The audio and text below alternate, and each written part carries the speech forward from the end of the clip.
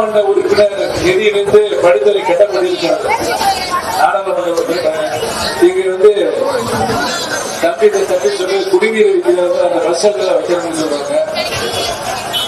அதுக்கு உரிய ஏற்பாடு செய்யப்படுகிற தேர்தலை வச்சா தேர்தல் வசதி எலெக்ஷன் நடவடிக்கை கேட்பாங்க.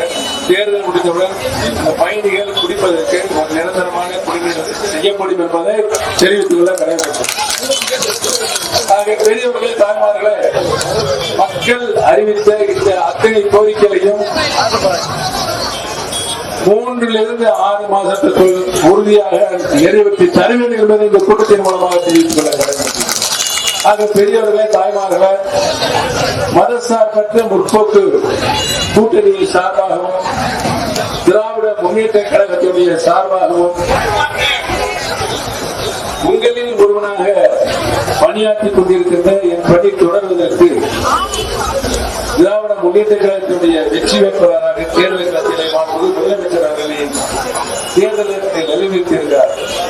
தேர்தல் களத்தில் நிறுத்தப்பட்டிருக்கின்ற நான் பெரியவர்களே தாய்மார்களே, உங்களுடைய பொன்னான வாக்குகளை நம்முடைய வெற்றி சின்னமாக உதயசூரியன் சின்னத்திலே வாக்களித்து ஒரு மாபெரும் வெற்றியை மகத்தான வெற்றியை பெற்றுத் தருமாறு உங்களை பாதம் வைத்து வேண்டி வணங்கி விடுவதை நன்றி வணக்கம்.